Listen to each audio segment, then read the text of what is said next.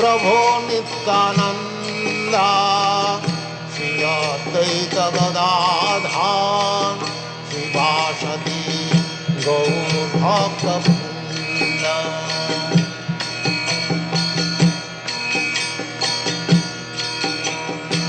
Shri Krishna Chaitanya Prabhu Nityananda Shri Advaita Gadadhan Shivasati Gaur Bhakta Vrinda.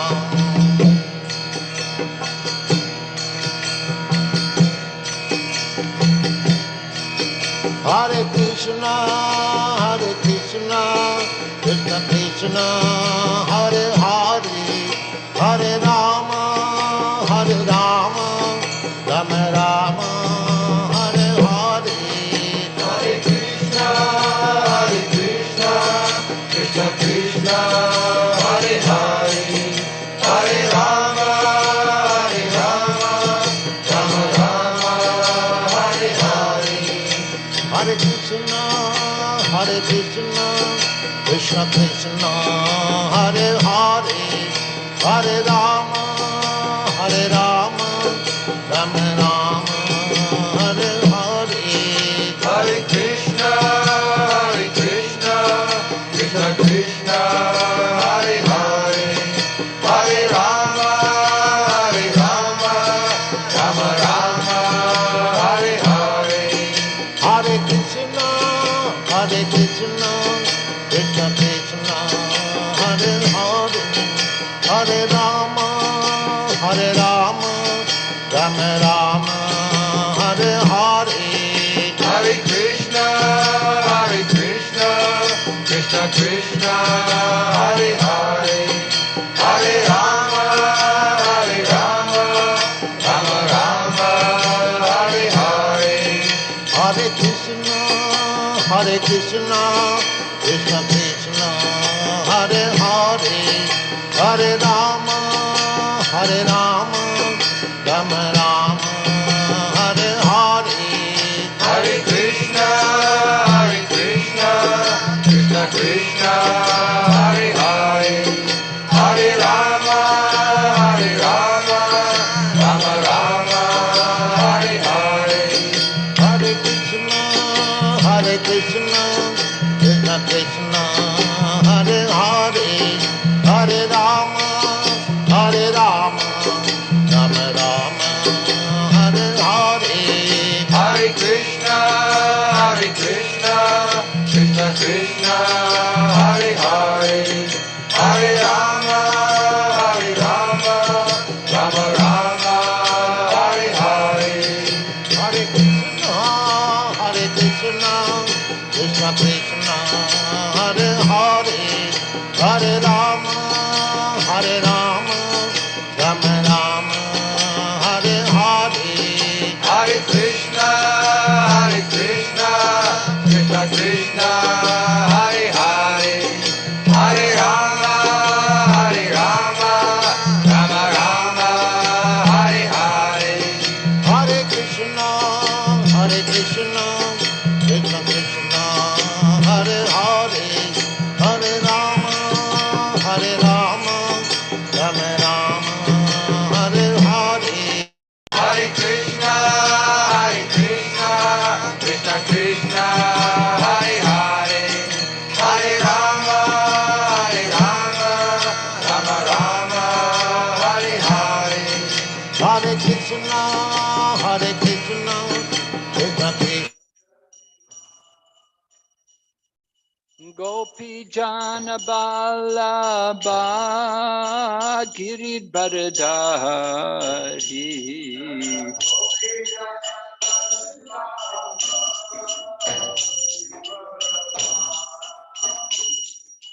Gopi Jana Ballabha Giridharadhari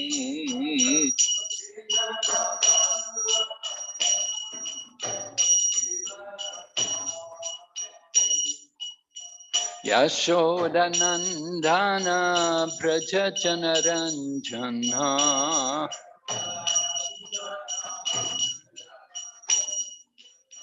Yashodanandana Praja Janaranjana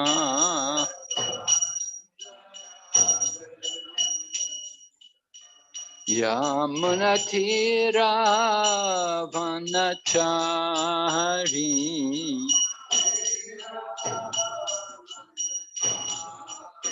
Yamunatira Vanachari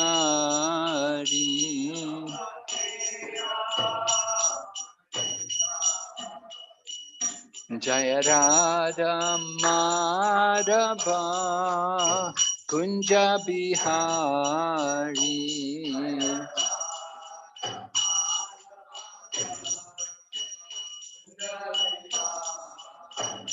Jaya Radha Madhava Kunja Bihari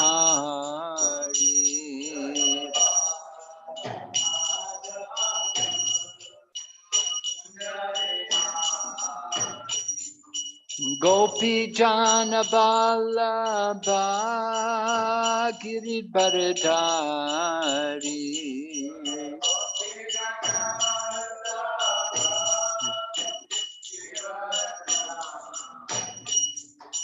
Gopi Jana Vallabha Giridharadhari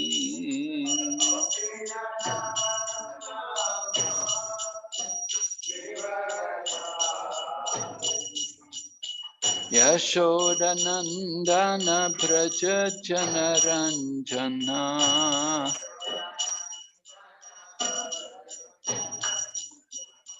Yashodanandana Praja Janaranjana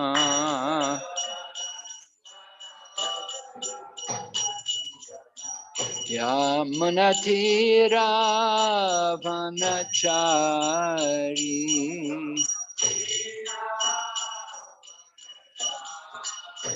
Yamunatira Vanachari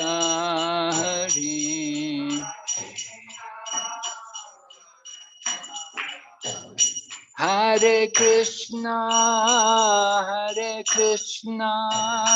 Krishna Krishna Hare Hare Hare Rama Rama Rama Hare Hare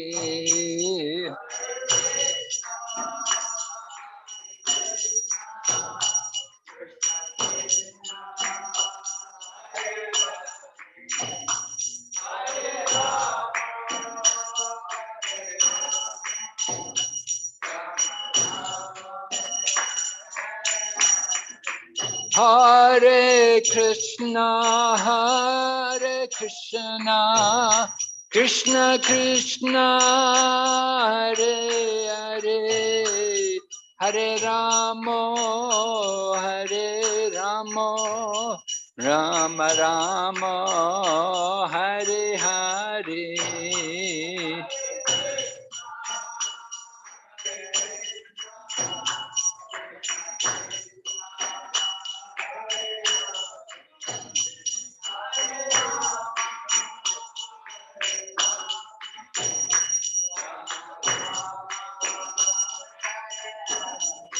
Hare Krishna Krishna Krishna Hare Hare Hare Rama Rama Rama Hare Hare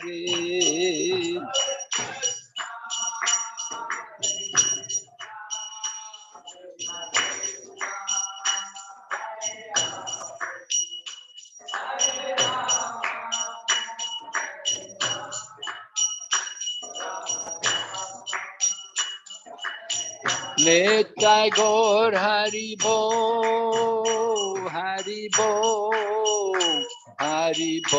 Nitai Gaur Hari Bo.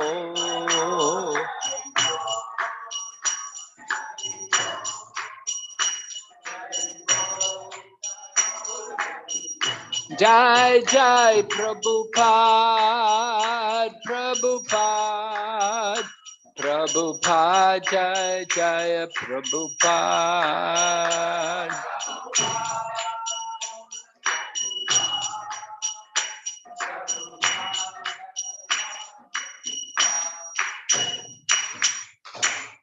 Gaur Premanande Haribo. Nama Om Vishnu Padaya Krishna Prastaya Bhutale Srimati Bhakti Vedanta Swami Nityam. Namaste Saraswati Devi Gauravani Pracharini Nirvishesha Shunyavadi Paschat. Om Namo Bhagavate Vasudevaya. Om Namo Bhagavate Vasudevaya. Om Namo Bhagavate Vasudevaya.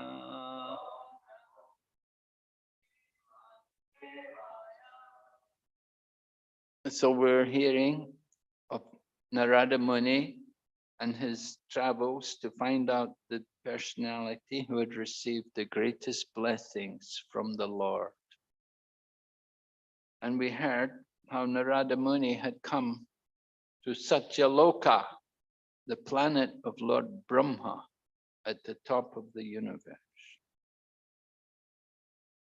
But Lord Brahma did not agree with Narada Muni's judgment. Lord Brahma said, no, come on, look, I'm not a very good devotee. Look at the trouble I've brought on Lord Krishna and the different demigods under my care also. They brought so much trouble to Krishna. But Brahma points out another personality who is more worthy than Lord Brahma. And that was Lord Shiva. And Lord Brahma is describing to Narada Muni some of the very special qualities of Lord Shiva to help Narada Muni to appreciate what a great devotee Lord Shiva is. So Lord Brahma was describing some of the different activities of Lord Shiva, and he was talking about how even Lord Krishna comes to help Lord Shiva sometimes when Lord Shiva's in a little difficulty, because he gives benedictions, he gives blessings to people. We heard how Lord Nrsingadev chastised Lord Brahma for giving benedictions, right? He told him, don't you give benedictions to demons again, because Hiranyakashipu brought so much trouble to the universe. And he said, he gave the example, he said, just like you feed milk to a serpent, becomes more deadly. And so you give benedictions to demons, creates big trouble for us. But Lord Shiva, sometimes he will give blessings to demons also. And Lord Krishna or the Supreme Lord will come and help Lord Shiva to save him and to protect him. And the example, of course, a very good example of this is Vrikashura. And Vrika was worshipping Lord Shiva, and he would cut flesh off of his body and offer it to Lord Shiva. He wanted to get some blessing from Lord Shiva. And in order to get the blessings of Lord Shiva, he was cutting flesh from his own body. But still, Lord Shiva was not appearing to him. Lord Shiva was not responding to the appeals of this demon, Vrikashura. So Vrikashura decided he would cut off his own head and offer that in the fire to Lord Shiva. So in preparation for cutting off his own head, he first of all took bath. There was a kunda just beside where he was doing the yagya, and he went into the kund and got all wet, and his hair, long hair, was all dripping wet. His body was all wet, and he came out and he picked up his big knife and he was just going to cut off his head into the sacrificial fire as an offering to Lord Shiva. And at that point, Lord Shiva appeared. Lord Shiva showed compassion on the demon. He thought, he is my devotee. I should satisfy his desire. He wants some blessing. He wants some benediction. I better go before he kills himself. So Lord Shiva appeared to Vrikashura. And then Vrikashura told Lord Shiva what the benediction was that he wanted. Of course, when Shiva heard the benediction he wanted, then Lord Shiva regretted even appearing there because the benediction was so evil and so bad. Anyway, Vrika wanted the blessing that whenever he touched someone on their head would fall off or their head would crack open. In other words, the person would die. So Lord Shiva, what could he do? He'd already given the opportunity to Vrika that he could get some blessing from him. He could not say, oh no, not that, I have to give you something. He did. So anyway, he had to give that blessing to Vrikasura, but then Vrikasura wanted to touch Lord Shiva on the head. So Lord Shiva was in real trouble and he began to run. And Vrika was chasing him. Lord Shiva's running. Vrika said, just wait, I just want to touch your head. I just want to try this blessing out on you. I want to see that it really works. So he went running.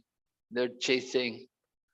And so the Supreme Lord, he understood the situation and he appeared there and he saw Vrikasura chasing after Lord Shiva. And he disguised him, the Lord disguised himself like a Brahmana. And then he came in front of Vrikasura and he inquired from Vrikasura, my dear Vrika, what's wrong? What's happening? Why are you running? Who you chasing? What's the problem? And then Vrika, somehow he was controlled by the Lord and he explained to the Lord that, oh, I want to touch the head of Lord Shiva. He gave me the benediction that whoever's head I touch, their head will fall off. So I wanted to touch the head of Lord Shiva to show this benediction, to test it. And then the Lord, who's disguised as a Brahmana, he says to Vrikasura, oh, Vrika, my dear Vrika, you should not believe everything Lord Shiva tells you. He's been acting very funny these days. I don't think you should put too much trust in his faith. You don't need to think that, everything he says is true. You just try it yourself. Put your hand on your own head. You'll see. And Lord, this Vrikasura was overwhelmed by the situation, and he heard the Lord speaking to him this way, doubting the power of Lord Shiva. And so Vrika put his hand on his own head. And the result was, of course, his own head fell. And Vrika fell down dead. So this is one example how the Lord comes to help Lord Shiva when he's in danger, when he's in difficulty. And there's another example also, which is given in the 8th canto of Srimad Bhagavatam. and it tells how Maya Danva got a blessing from Lord Shiva, because Maya Danva wanted to create a well of nectar so that whenever people died, they could get their life back, or anybody got injured, they would come back to life. They would be recovered. It was a very special well full of nectar. So Lord Shiva arranged with Maya Danva that they could make this well. But then Maya Danva used that well for the benefit of all the demons. And the demons were all fighting against the demigods, of course. There's always this friction between the two, between the demons and the devotees. There's, since time immemorial, there's been this friction, this clash between the demons and the demigods. So Lord Shiva he fights for the demigods. He's demigod himself, and he fights also for the demigods. But this Maya Danva, with the help of this well, it was benefiting the demons. It wasn't benefiting demigods.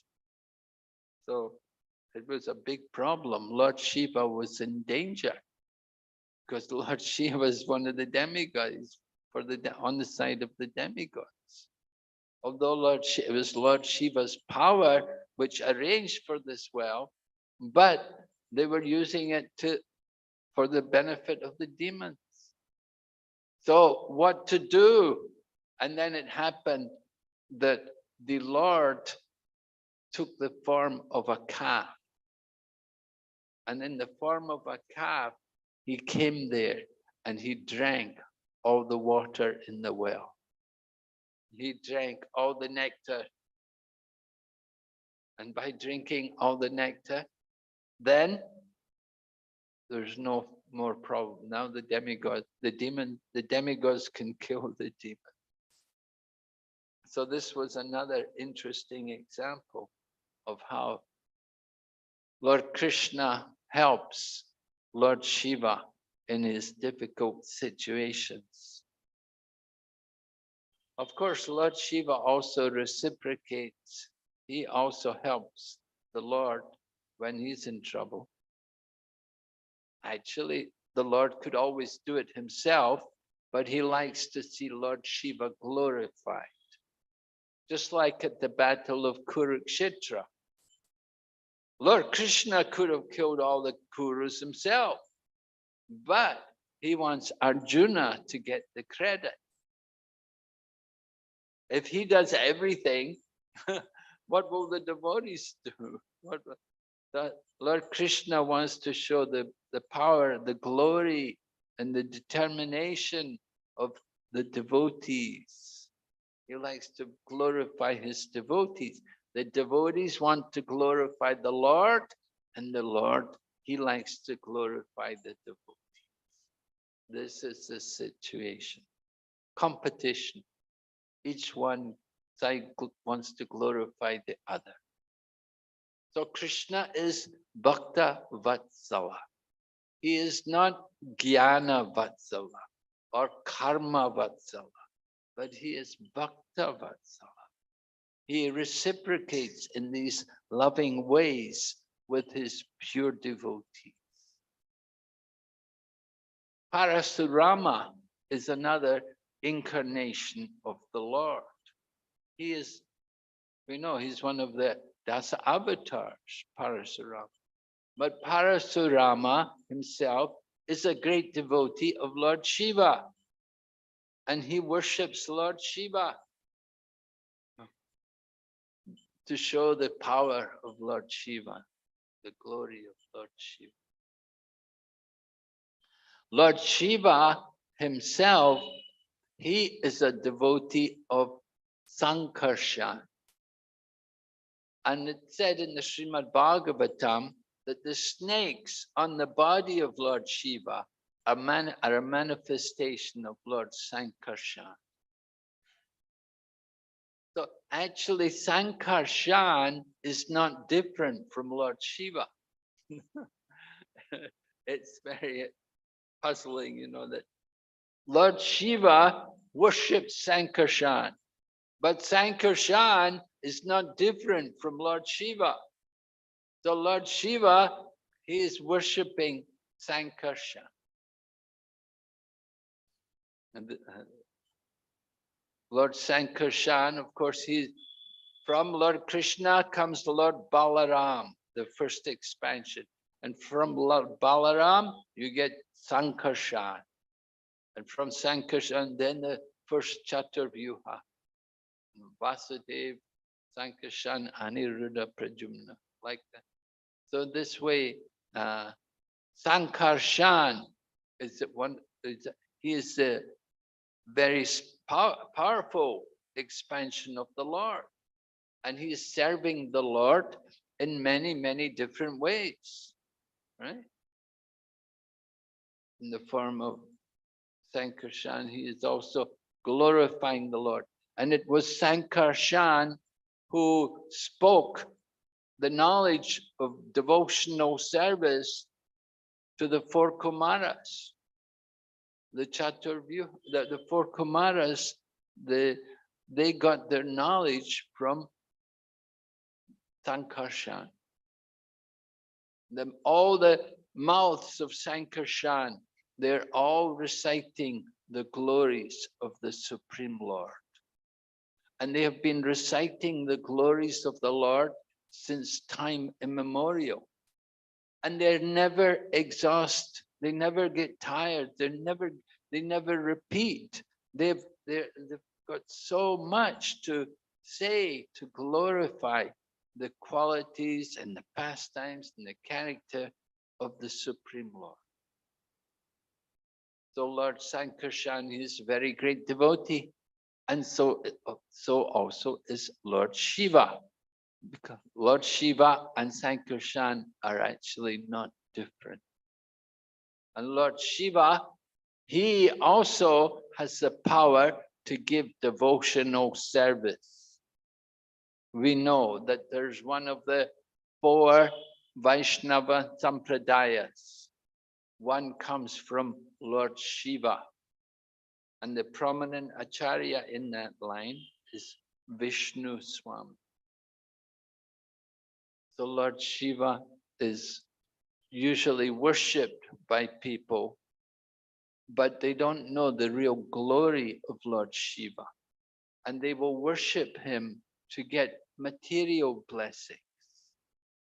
From the Bhagavad Gita, Lord Krishna describes, Antavattu phalam te sham tadbhavati aupamedasham. That people worship the demigods to get results which are limited and temporary. So people who do that, they're described as aupamedasah, people with small intelligence. Their brain is very small. Prabhupada said their brain is like stool,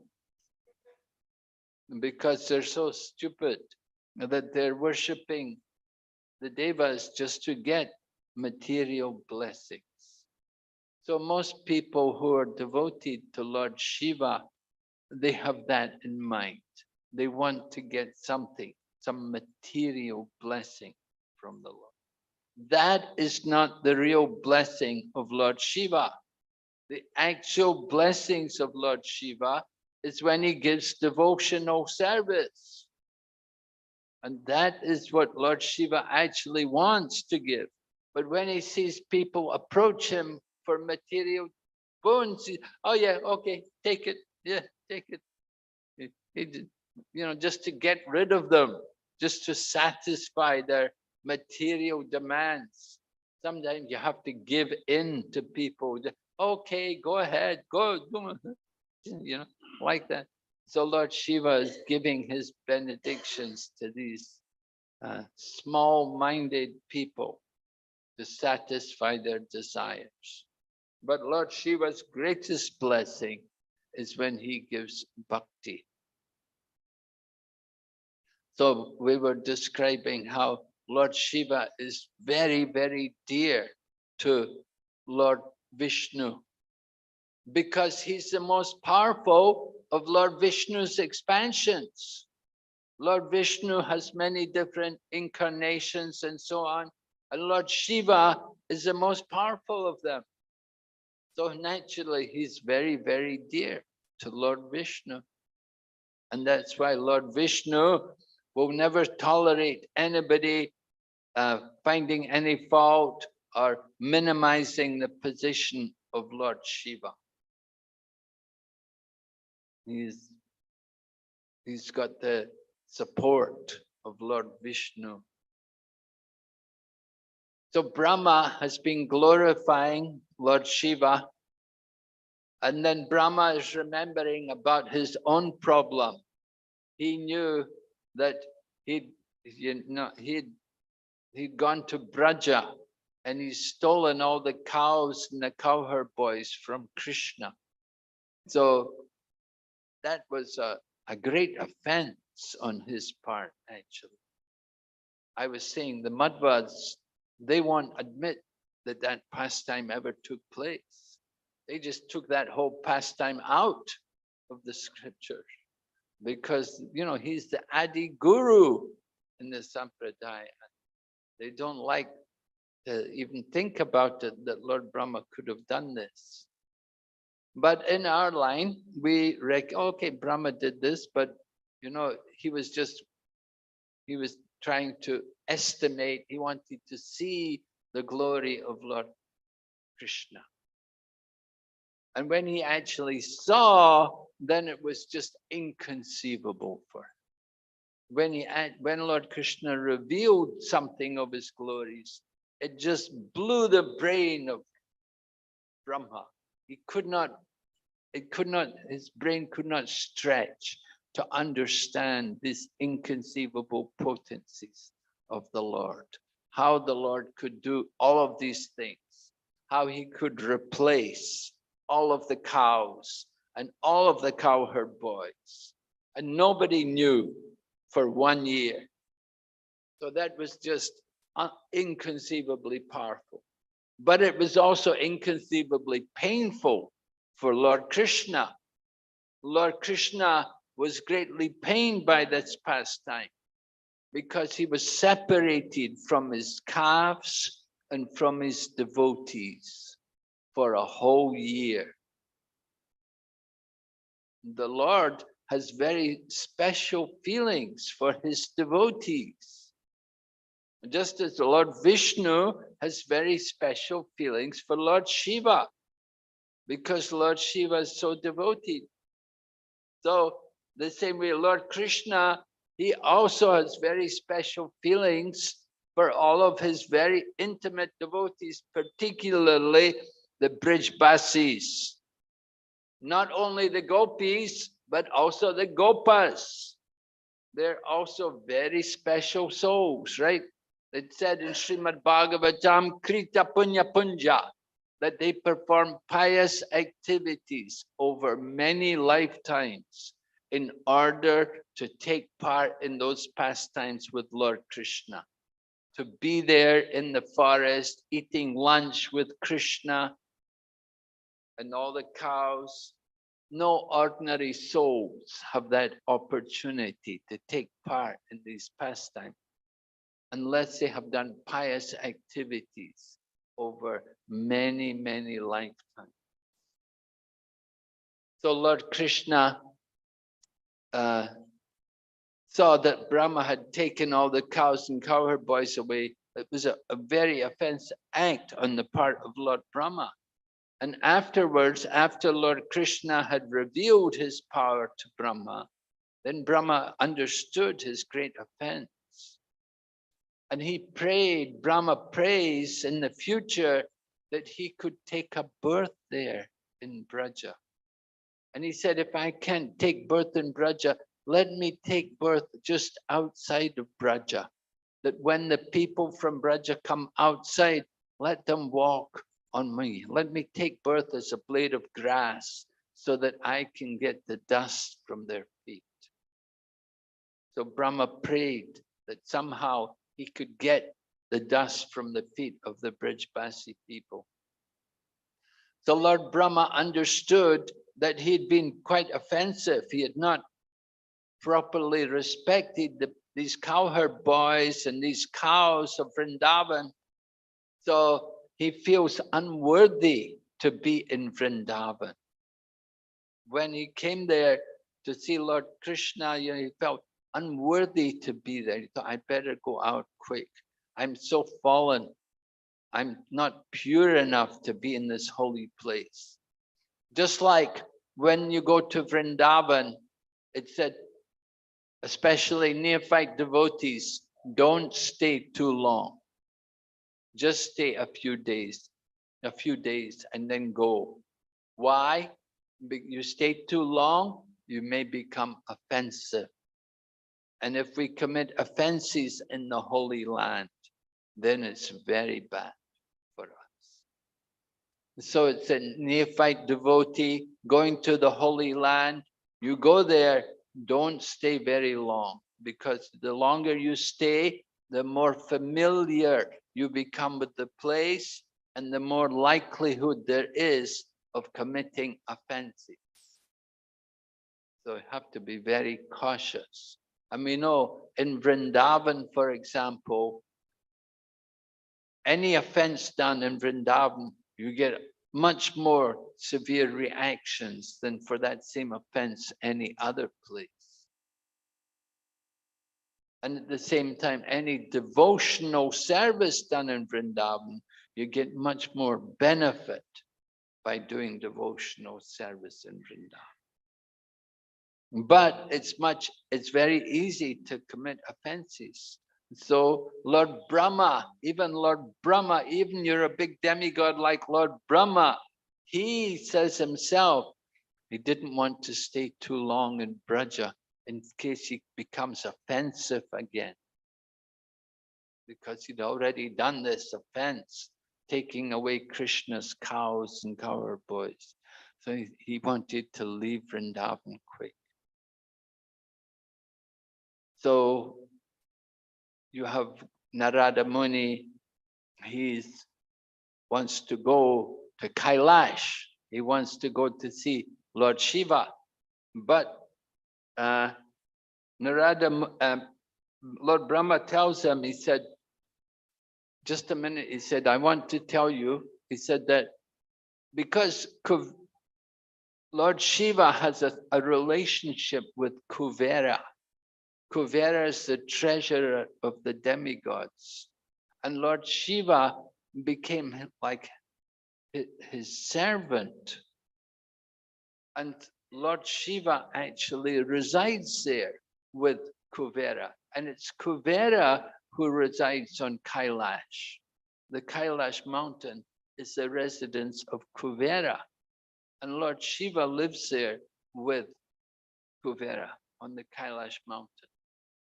But Lord Brahma said, there's another Kailash, which is outside the universe, outside the covering of the universe. You have to go through the layers. You know how there's layers covering the universe, the different elements. He said, you go through this covering and you come to Lord Shiva has his abode there, which is it's his own abode beyond the covering of the material universe. And you can meet Lord Shiva there.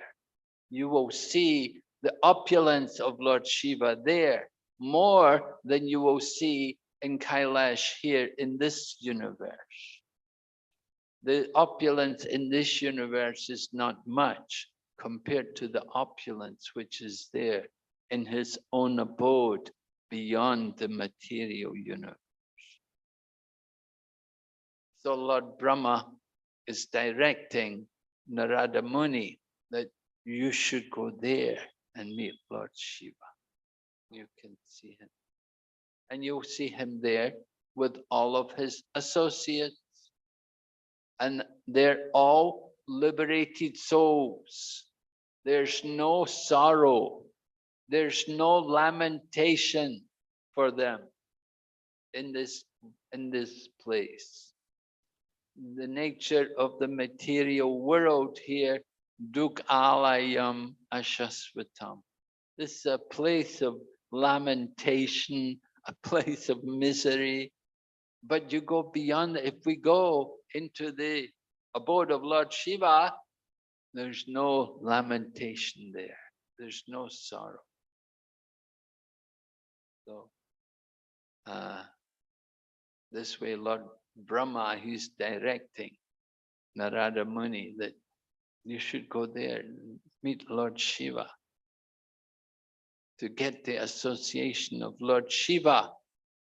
Lord Shiva, of course, he has many associates there. They're all his devotees. They're there with him. And you can also see him.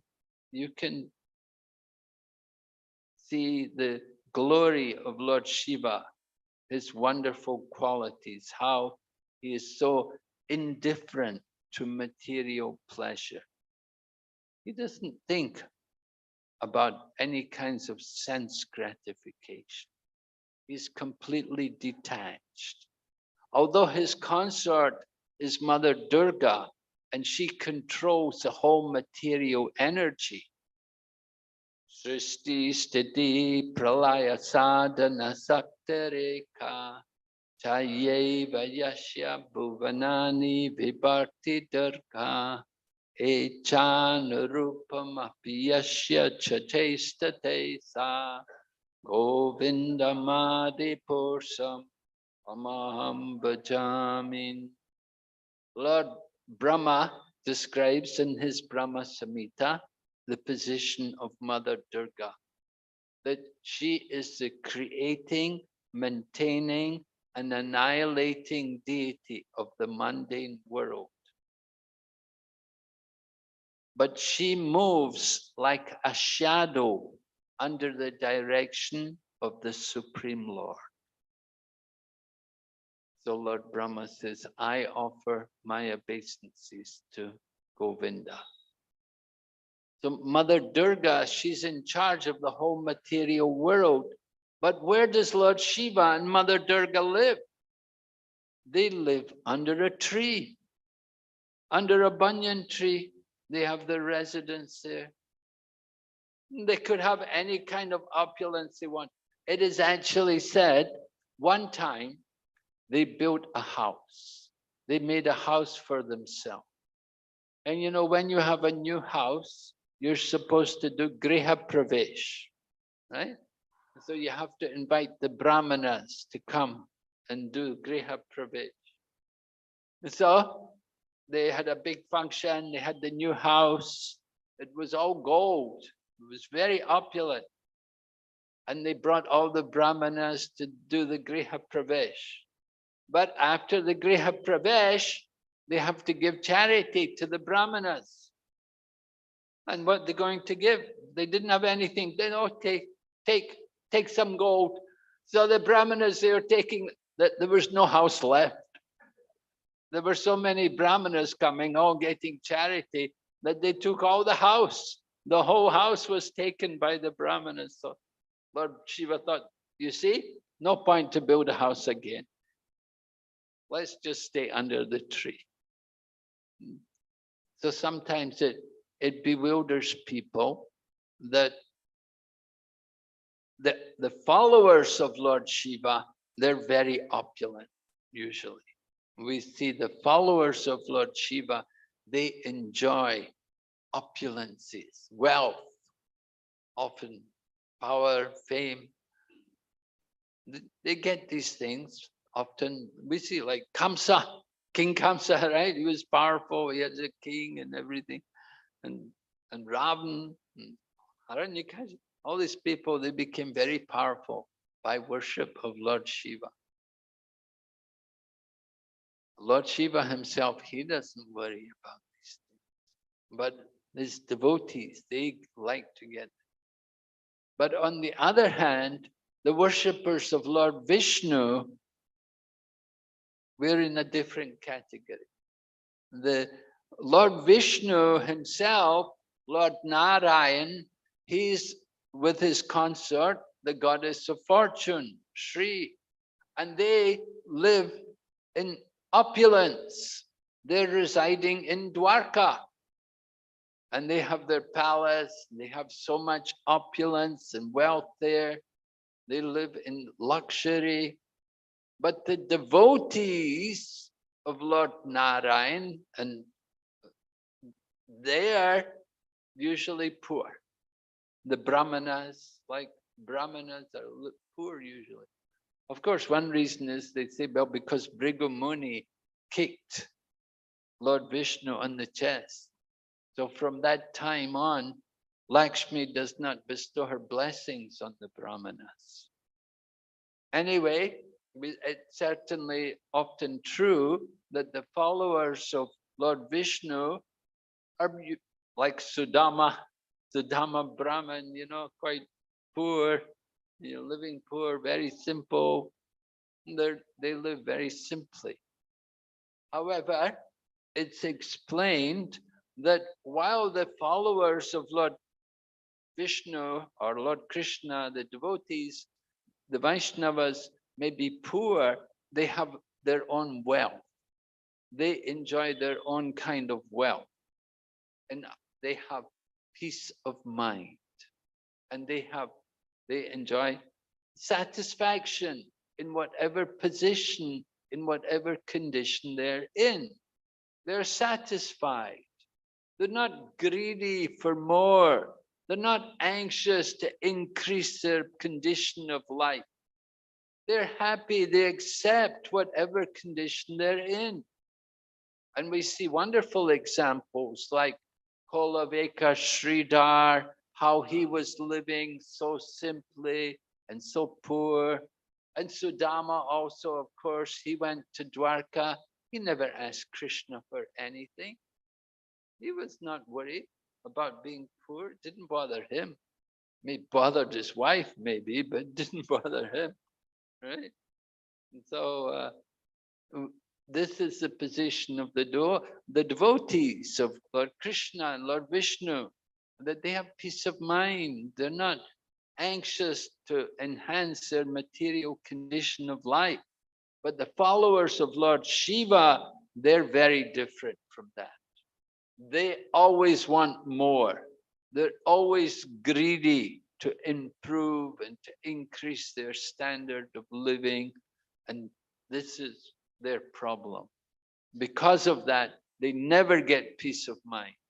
And they're easily angry, and they're heavily influenced by the mode of passion and ignorance. So this is the condition of the followers of Lord Shiva. Lord Shiva himself, he's peaceful, he's happy, he's satisfied.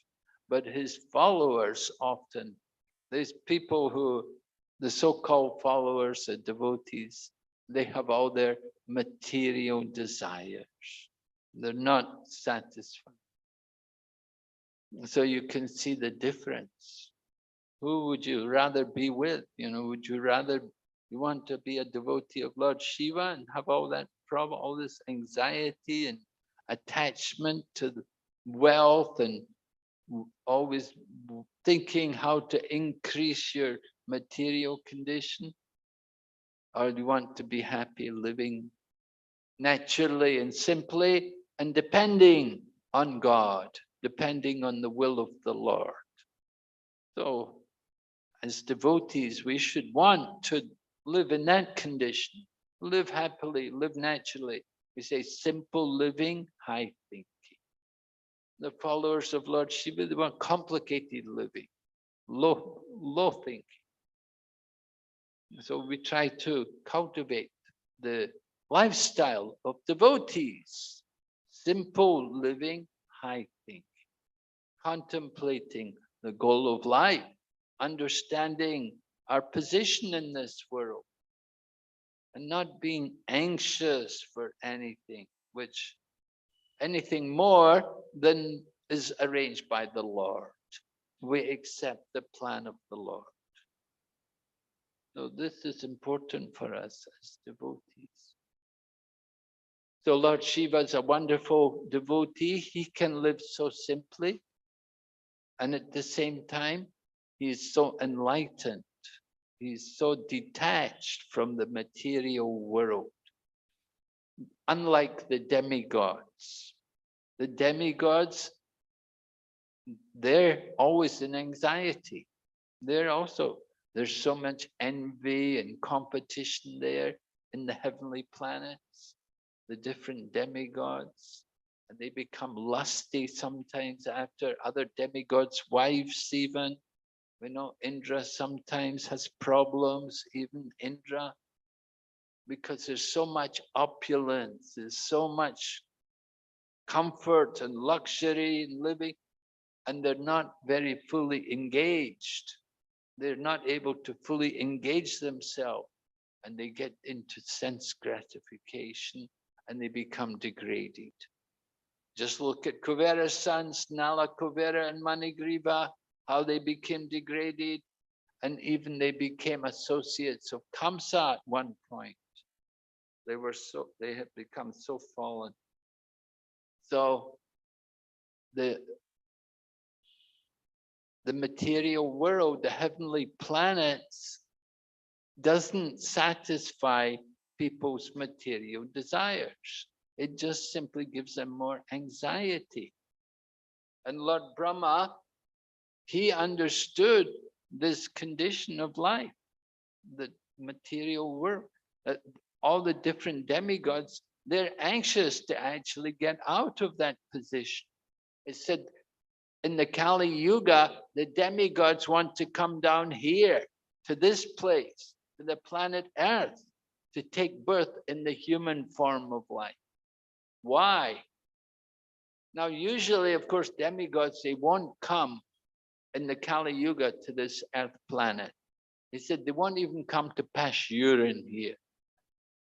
But actually, I don't know if demigods, I think they don't have to pass urine, but but they wouldn't come here anyway if they had. But there's an advantage, that specific advantage of life on this planet in the Kali Yuga is that in this very lifetime, you can go back to Godhead. You can get all success, all perfection in the human form of life, and you can go back to Godhead. The demigods, however, they cannot. They have to go up to Lord Brahma's planet when there's a partial annihilation at the end of Brahma's day, or with the night of Brahma, there's a partial devastation, and that time the lower planets are destroyed, and then the people on the higher planets will go up to the higher planet, because above Swarga Loka, you have Mahaloka, and then Janaloka, and then Tapaloka, and then Satyaloka. So, sometimes it becomes very hot because there's a great fire. With the partial annihilation, there's a great fire, it becomes very hot. It gets so hot, they go up higher to the higher planets in the universe to escape from the heat. So we have the opportunity, however, we can go back in this lifetime, but the demigods, they cannot. And even you're on the higher planet like Janaloka, Mahaloka, even Tapaloka, where the 4 Kumaras live, they cannot go. Even Lord Brahma, you go up to Satyaloka, you have to wait for the end of Brahma's life. You have to wait for the 100 years of Brahma's life to be over before there's a total annihilation. And then at that time, then Lord Brahma may go back to Godhead. And then also the demigods, also those people who have also reached up there to Satyaloka, then they also can go back to Godhead at that time, from that point. But that's a long time to wait. One day of Brahma, Sahasra Yuga Paryantam Ahardyad Brahmano Vidu. Right? 1,000 ages taken together is the duration of his one day. And such also is the duration of his one night. So very long time, the life of Brahma, you have to wait. And so it's a great challenge to be there, up there in Satyaloka, all that time, waiting for the time to come, for the Deva's total annihilation, and then you want to go back to Godhead. But we can go immediately back to Godhead from this planet. That is the mercy. That is the mercy of the Sankirtan movement. That simply by chanting the holy name and following this path of Krishna consciousness in this one lifetime, we can go back to God. So that is the very special feature of Kali Yuga. There are other things about Kali Yuga. For example, they say that in the Kali Yuga, if you just think about doing good, you get the benefit. You can get benefit from it. In other ages, you had to actually do good to get benefit. But if you thought bad, you would get reactions for it in other. But in the Kali Yuga, you don't get reactions for thinking bad. But if you actually think about doing good, you get the benefit. So there's some special features about Kali Yuga. It's so rare that people think about doing good for others. So they give you the benediction that if you just think about doing good, you can get you get blessings. So we want to take advantage to go back to Godhead, right? Don't come back. Prabhupada said, make this your last birth. Don't come back. So this is the opportunity given to us by the grace of Chaitanya Mahaprabhu, that in this very life we can get all success. Immediately go back to God. Okay, are there any questions?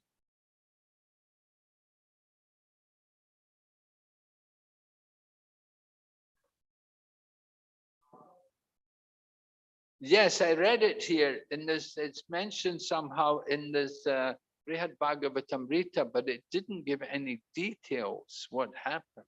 But it did say that they were becoming associates of Kamsa. They were becoming influenced like that because Kamsa was so powerful. Kamsa was such a powerful personality, you know, that he was controlling. Even the demigods were like being impressed with his power. You know, they want to take advantage of his association. That's what it said. Mm. Actually, the way you're narrating, actually, it is very wonderful and it is very deep. So one question also, Maharaj, I had on Lord Shiva and the different expansions of Lord Shiva in this material universe as Rudras. So if you can little elaborate on that, Maharaj, and also there is Sadashiva, who is Sadashiva. Yes. Well, as Prabhu said, Rudra is the expansion, comes out from Lord Shiva, and it's Rudra who does the annihilation of the universe at the end of the universe. So Rudra does that work. He's the one to annihilate everything by his dance and anger and dance, and then burns up the universe. That is done by Rudra. And Sada Shiva, that is a Vishnu form which resides in the spiritual world. So there's a Vaikuntha planet there of Sada Shiva. It said that Advaita Acharya is some form of Sada Shiva and Mahavishnu combined. So Sada Shiva, that's a special form in the spiritual world. Vishnu form of Lord Shiva. all Maharaj, all these Rudras, they all when this universe is going to be annihilated, or when it is being withdrawn into Mahavishnu, at that time all these Rudras, they go back and merge into Sadashiva, or they go back into Shiva. they go back. Yes, they'll go back into Shiva. And Lord Shiva goes to his own abode, Kailash. Thank you. in the Brihad Bhagavatamrita, in the second part, it's describing about Gopkumar. And so it describes when Gopkumar is traveling, that he'd gone into the spiritual world and they were in the Brahmajyoti, and there they met Lord Shiva. They met Lord Shiva with his followers. They were traveling somewhere, but they met them there. They mentioned there in the Brihad Bhagavatamrita.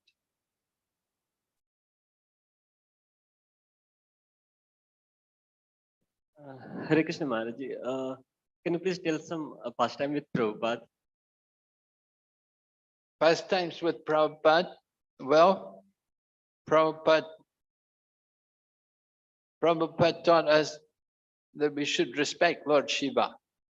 He said, when we worship Lord Krishna, we offer our left side to the deity. But when you worship Lord Shiva, the right side to the deity.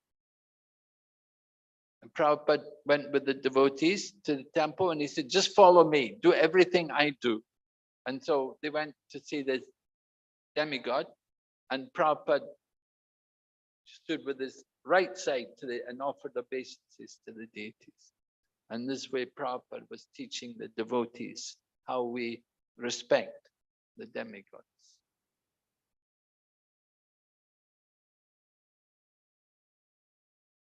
Maharaj, some devotees say that for acharyas or for gurus, we should offer straight.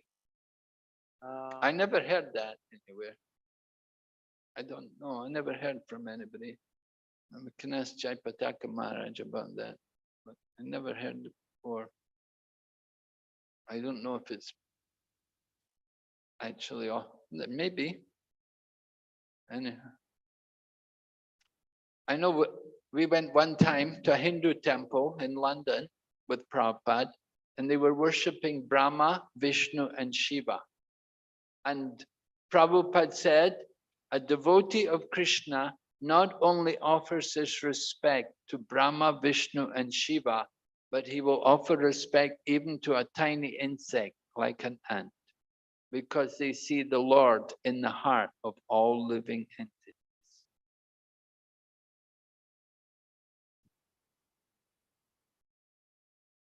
Okay. Thank you very much. Hare Krishna, Srila Prabhupada ki.